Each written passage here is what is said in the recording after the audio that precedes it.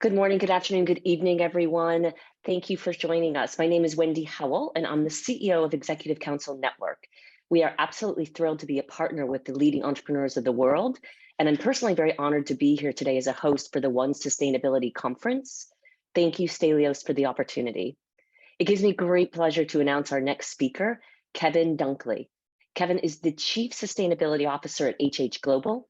He is a member of the Forbes AI Advisory Board, the Gartner Research Circle, and Google Cloud Advisory Council. That's a mouthful. His talk today is going to focus on how technology and data are driving supply chain sustainability. So Kevin, we look forward to hearing your insights. I'll invite you to take it away, and I'll come back on in about 25 minutes so we can wrap up with any questions. Thanks very much, Wendy, and thank you for the opportunity to present at the conference. So, as Wendy said, I'm gonna focus on a particular area, focus on technology and data in the supply chain. And just to give you some context, I'm gonna tell you a little bit about our business, just so it makes more sense. So, as Wendy said, I'm Chief Sustainability Officer of this organisation.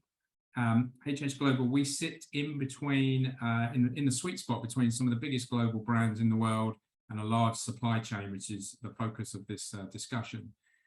We are a tech-enabled creative production and procurement business for brands like Google, Unilever, Adidas, Procter & Gamble, Coca-Cola, the list goes on. It's a wonderful array of clients.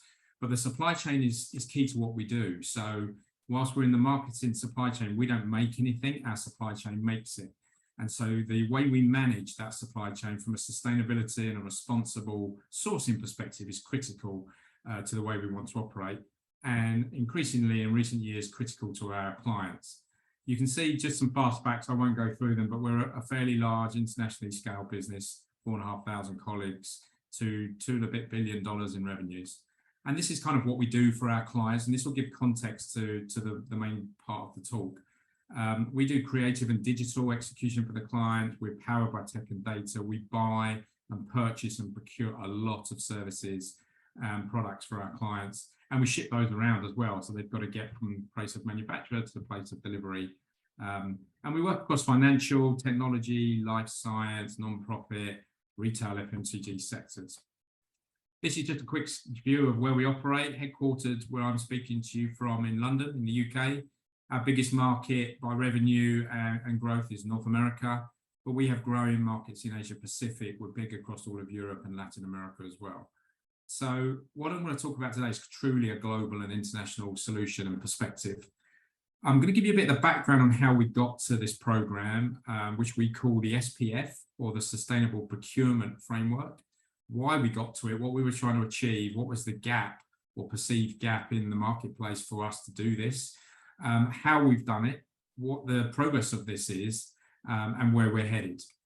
So the background, just to give you a kind of how we got here, this is a bit of a quick timeline of our organisation and our awakening on sustainability and ESG. It goes back to sort of 2012, 2013, even off the page somewhat to the left, via a client where I personally was taken into a nature-based program with an NGO and with scientists, and quickly realised that the environment and sustainability as a subject was really important to us individually, but as a business. And you can see if you read from left to right, I'm not going to go through the milestones, but we've been on a journey of learning, and we continue to be on a journey of learning and working with partners, NGOs, universities, smart suppliers, smart clients, and smart individuals to be better every day. So I think one message I'd say is to all the audiences, this is a journey we're all on, and we're at different levels of maturity on this. One of the things I think we did well, and it's proven now by the amount of our clients who use the UN SDGs as their framework, we made that call just after the SDGs were announced. And that's pivotal to what I'm about to share with you, because not only is it central to our strategy, it's central to the supply chain program I'm going to feature. And we believe quite unique, actually. So the 17 goals, I'm sure most of the audience are aware of, but if not, they're a really, really good, probably the best framework for a sustainable strategy and a sustainable journey. We focus on 4 particular goals, but I'm not going to dive into that too much at the moment. And what we've been doing over the last 6 or 7 years, and this is where the technology and data starts to come in, is we've been measuring what we do for our clients. And even if they didn't ask us, we would present them with data to say, your Q1 marketing campaign or your new product launch or your new store openings in whatever part of the world. Here was the CO2 footprint of that activity. And that started to open up very interesting conversations. And we quickly realized back in 2017, that data is key to any journey you're going on with sustainability in mind. So we would measure the materials, the products, the campaigns for our clients and present them in what we think are quite nice, attractive dashboards that simplify the data, visualizing the data. And that led to conversations like this, where clients would say, these dashboards are great. Can we start to see this by not only CO2, but can we measure diversity? Can we measure material usage? Can we measure logistics? Can we measure recycled content? So the conversation matured from not just measuring, but meaningful measurement. And that turned into conversations about strategic partnerships. So once you'd measured and baselined and the conversation was maturing, the conversation then turns to how can we do something over a 2 or 3 or 5 year period that's meaningful, using data as the bedrock. Because if you can measure it, you can start to set ambitious targets and try and reduce it, if you're talking in the context of carbon, for example. Or if you want to spend more with diverse suppliers, you need to know where you're starting from in order to not get that number increased, etc. So we found that by using data and tech, we could get the conversation to one of awareness and a baseline, then to an interesting conversation about what's important to the client's organization. Have they a science-based target? Do they have a diverse supply chain spend? Is it a recycled content target? Whatever the target was, we would literally take that target and try and apply it to our scope of work and set a strategic roadmap together. And so the image you can see on the right is almost like the Lego block principles we would bring to bear. And we would say to a client, we think these things are important to you from what we know about your targets. Let's put together a roadmap. So we've been doing that successfully for a number of years. And what started to become apparent was the supply chain was where a lot of the scope 3 emissions are for our organization and our clients' organizations. And it's a big black hole. The clients we work with are saying, we have thousands of suppliers. How do we know what's happening down there in the supply chain? So we've taken the same approach, and the sustainable procurement framework was born. And this, I was really proud about how this came to be, because we are still reasonably nimble as an organization in our decision making, despite being international and quite a big organization now. So a couple of conversations with our global CEO around what would a good sustainable supply chain look like? What would be the components of that? What would you base that framework on? The UN SDGs was where we landed again. What is out there in the marketplace already? So you have very, very successful ratings platforms such as EcoVadis and SEDEX, and some focusing on CSR and human rights, some around risk, and they're pay-to-play kind of platforms. This is what those organizations do. We didn't want to be that. We wanted to be complementary to that and different to that. So I think they were the key things that got us going on this journey. And we knew that technology and data, which are the engine fumes or the exhaust fumes of technology, were key to this. And the scaling needs to be a technology platform. So we work with partners, a social enterprise called Support the Goals, a technology partner, the BSI, which is the organization responsible for the international standards around the world, and came up with the SPF framework. The objectives were to go to big suppliers, small suppliers, they're businesses at the end of the day, suppliers, and they're all at different levels of maturity on their understanding from a sustainability perspective. Some of them are already really good and on the journey. Some of them are somewhere right at the beginning, and some don't even know there's a journey to go on. So the idea was to get everybody to a certain level and then help improve everybody. So leaving no one behind was one of our key objectives. We genuinely believe that by helping the supply chain, that makes them better, their awareness better, even if it's only 1% better than they were. It improves our relationship with them. It improves their business and their understanding, their profitability, their growth. It improves our clients' posture, because we're by default, we're improving the supply chain that is producing the work for our clients. We wanted this to be a no-cost play. There's no cost, $0 changing hands between us and our supply chain. This is meant to be an uplifting, supportive, encouraging framework that says, hey, you guys are already pretty good. Here's what we know about you. You're pretty good already. Have you considered renewable energy? Have you considered a diverse supply chain target? Have you considered aligning around living wage? Whatever the facet of the 17 goals would be, to try and help and encourage the suppliers understand about those, understand whether there's an opportunity within their own business, understand the direction of travel from a regulatory perspective and from our clients' mood music. What are we hearing in the market? What do we believe in?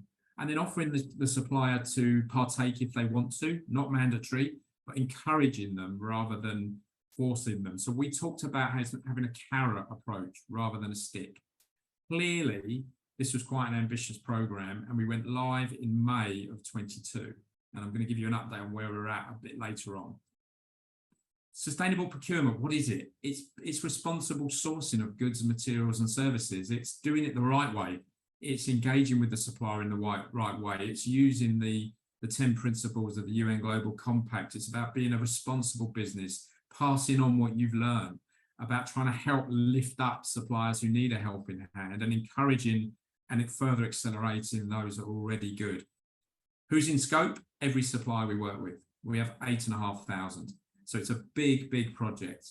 And we're fiercely passionate about this from a carrot rather than a stick, encouraging language, encouraging words, encouraging actions, sharing knowledge, sharing training, sharing best practice, trying to get every supplier to get there quicker than we've got there. And we haven't got there. We're still on the journey, but we know it's been a long journey. So if we can help one organisation get to where we are in half the time, that's positive. So how did we do it? Well, there were plenty of ratings organisations out there, but again, we wanted something fresh based around the UN goals, zero cost, encouraging language. And so we thought, what does the supplier community not like about the current scenario? It's work.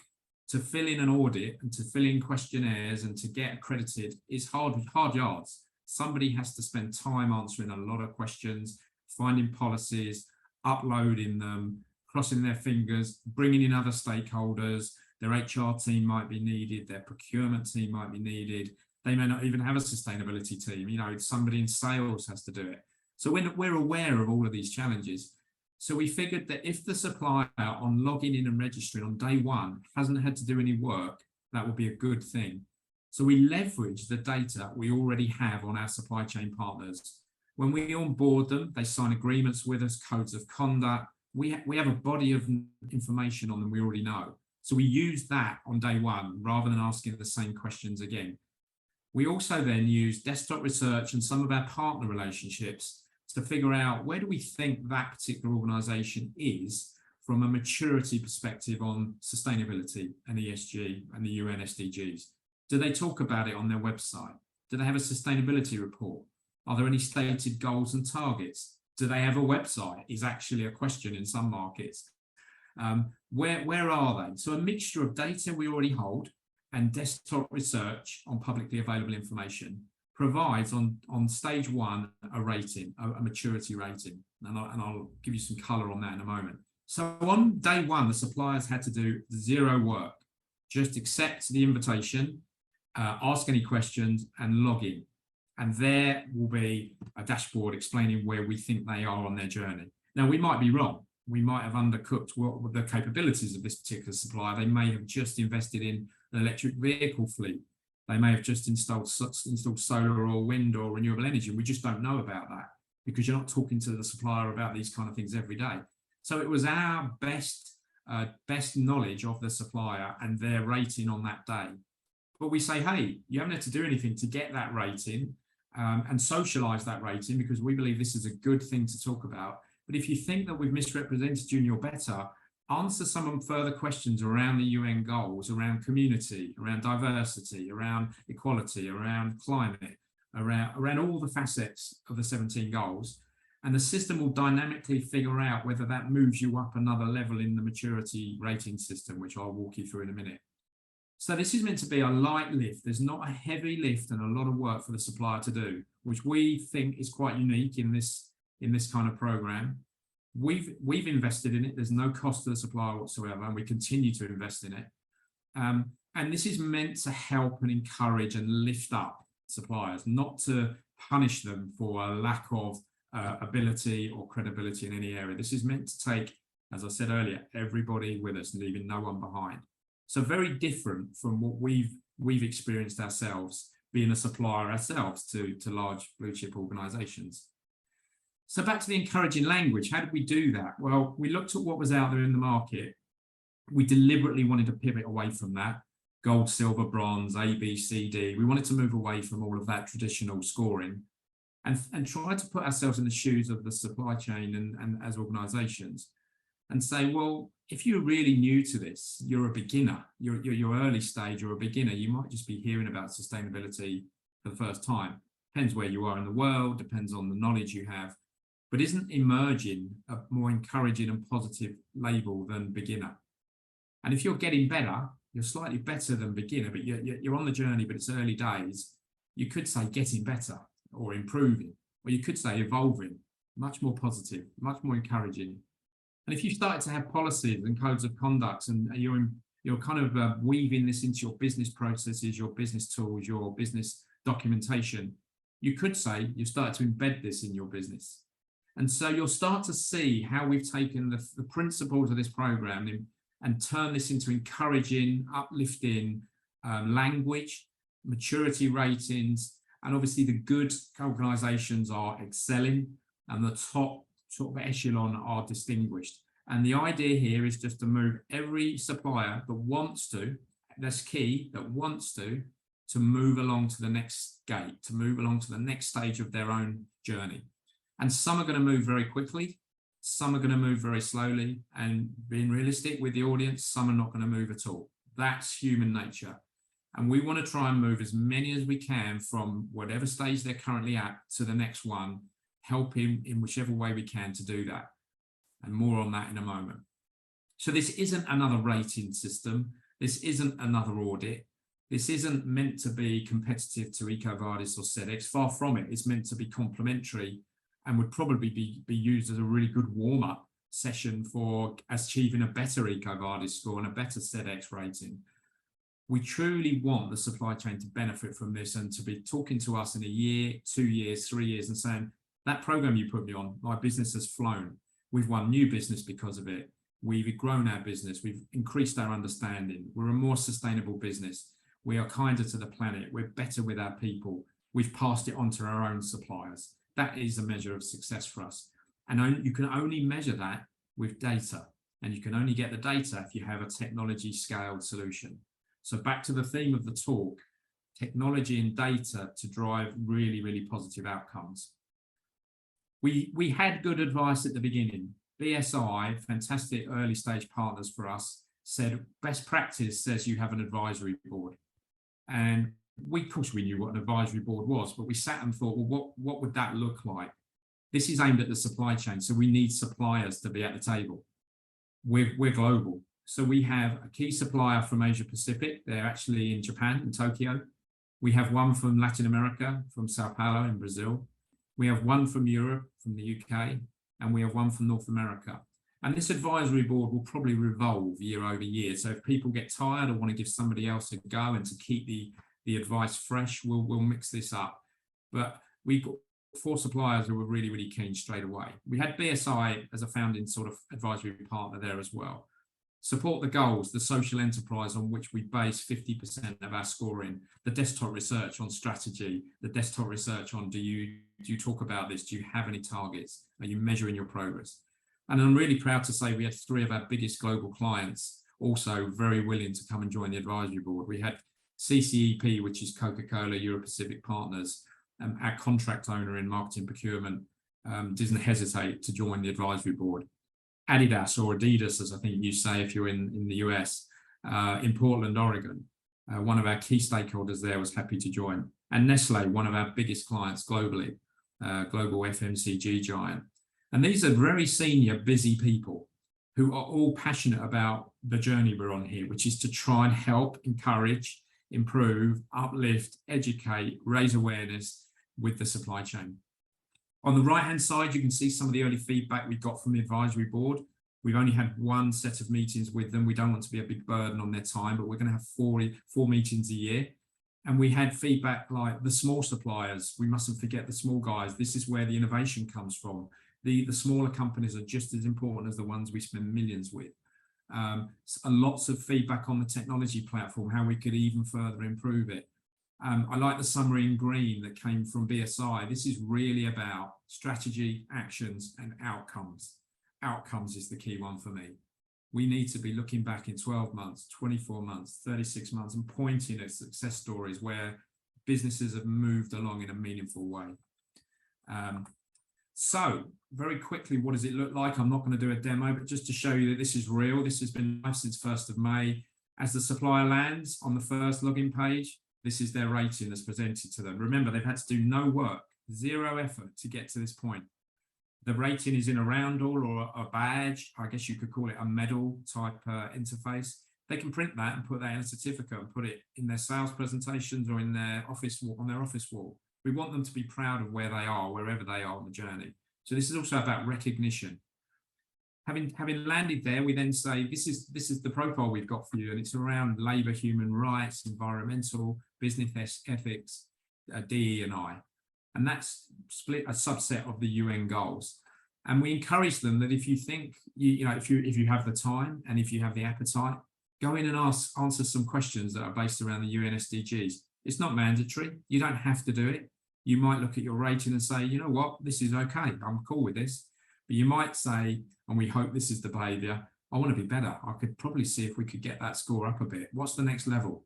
I'm at an embedded stage. Could I get to excelling? Am I that good? Are we that good? And if not, what do we need to do to get there? And so this is where we take them and we say, well, what is your strategy? Do you have a strategy? If you do, what are your goals? What are your targets? Are you using the SDGs as a framework? You don't have to, but we believe it's the best way to do it. If you've set some targets, what are those targets and what is your progress towards achieving those targets? There's something magical happens when you set a target. Once you commit something to paper and the website and you talk about it at board level, people's behaviours change. And that's why it's so important to get people on the journey, because then the magic happens. Do you take action around the goals? What are the plans? Have you got a structured plan? Are you working with experts, consultants? Do you have an internal team? And then are you reporting transparently and openly around how you are progressing to your targets and goals? And then key, once you're at a certain level of progress and you've got some cadence, talk to your own suppliers about it, pass it on, pass the baton on and say, hey, we've just found out about these UN goals a year ago and our business has grown by 7%, 10%. We're now doing an annual report on our targets. We didn't know where we were a year ago. Now look at us, we'd like you to get involved and consider this. If everybody does that, we get some real good direction and we get some real good outcomes. So we're encouraging them all the way to try and move them to the next step. Give us a bit more information, ask some more questions about the areas you don't know about. And this is what this looks like. We start to say there's 17 goals. They range from poverty, education, life on land, life under the water. And most of you watching this will be familiar with the goals, but if you're not, that's a really good place to start. Just Google UN SDGs. And within them, we've tried to make the interface friendly, not intimidating. I hope you agree. This is nice and white backgrounds. We wanted nice, graphically rich, colourful icons, nice, easy to read typefaces, something you could pick up and put down. You can come in and answer a question and then go off and get on with your world and come back to it later. You can download the whole set of questions offline as Excel and talk to other colleagues and then come back in and fill in at your leisure. There's no deadline to this. It's at your pace. This is meant to be different. This is meant to be encouraging. This is meant to encourage people to volunteer more information and actually go on the journey. And then resources. This is key. We see this as the area we're really going to develop in 2023. So information around the goals, toolkits, policy documents, boilerplate policy documents. You need a living wage document, a policy. Where do I get one of those? In here. Take it, download it, customize it for your organization.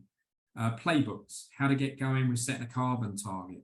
Training, we're going to be putting some of our own training in here for the suppliers to take free of charge to adapt for their own organization. Take our logo off, put your logo on. This is all about helping and passing on. So this is going to be a dynamic area where we hope if we get it right, this is where the supply chain will keep coming back. We all like to have free stuff. We all like to have help. We all need to learn. If we get this bit right, the supply chain will keep coming back. And if they keep coming back and engaging, they might get better. And if they get better, they'll be able to answer a few more questions about that subject they didn't understand last week. And if they do that, they might be able to go from embedded to excelling. Progress. So the last section, how are we doing? We've been live since May, so we've not even got 12 months under our belt. So this is me being very transparent with you all. We have 115 suppliers completely onboarded, which is 16%. We've gone for the big stuff first to try and get the biggest amount of global spend on in the first 2 or 3 waves. You can see already 44% of suppliers have moved beyond the initial stage. That's really pleasing, but we're still early stages. We have another 135 suppliers onboarding now. They'll be onboarded in November, but we have a bit of pre-work to do to get the research done and to communicate properly and properly with them. When we get that next 135 on, we'll be up to 250, 260 suppliers. We think we can get to 30 to 35% of our global spend by January, February, March next year. Depends how quickly the supply chain engages. Some are quicker than others. We're a $2.3 billion company. These are meaningful numbers. And then we go on and do wave 3, and we'll pick another 100 suppliers. And these are split across the world. There are North American suppliers, Canadian, Brazilian, Mexican, Indian, Japanese, German, Italian. This is across the world. And you can see that the business has set targets by spend to keep us moving. We believe a target changes the behavior. Something magical happens when you set a target. The various maturity levels, at this stage, we're not too concerned. This is about getting everybody on the journey. We'll focus more on that. I thought this was interesting. You can see the split by Asia, Latin America, North America, and Europe. You've got subtly different starting points. You can see that in Latin America and North America, most are starting at the emerging stage, and we need to move them through the gears. Whereas Asia Pacific, it looks like you've got people who are evolving, a bigger portion are evolving and have a more mature program quicker. But there's a smaller cohort in Asia than there are in North America. So early stage data, but we are starting to see people engaging, joining, and moving through the levels. Not quickly, it's not a quick fix, and it's at the pace they want. But when the year's anniversary, so May 23, we should have a good body of data to report back on the percentages who've signed up, the geographical split, the maturity levels they're at, and the people who came in at one level and have progressed to another level or levels, and we'll have real data to back that up. So we're hugely proud of this. We've only just got going. We've got a long way to go, 8,500 suppliers. We're barely scratching the surface. We need to not leave anybody behind. So the small niche, 1 or 2 jobs or projects a year suppliers will all be included. There will not be a charge for this ever for the suppliers. We're listening via the advisory board to the suppliers and to clients. Everybody's in this together. We're all on the same team on this subject. And we're hopeful we can make a difference. We don't know yet. That's the ambition, is we want to look back in 2 to 3 years' time and say, we've made a difference here. We've got some of these suppliers have gone on to win awards and be superstars of businesses in their own rights. And we had a small part to play in pushing them on that journey. That's what good looks like for us. So this is amazing, Kevin. Yes, thank you, Wendy. We're proud, but this is just the beginning. This is just the beginning. It is just the beginning, but and to your point, every one of these is going to be a long journey. But the way you're approaching it with this very altruistic, it's not charging, it's encouraging. You're just like wanting to do better for the world. So kudos to you and the entire organization. And we can't thank you enough for being here. It was a fantastic talk. Thank you very much. Thank you for having me. You are so welcome. Now we thank everyone for attending. And don't forget, this will all be available at the website if you want to go back and listen again. Thank you so much. Bye now.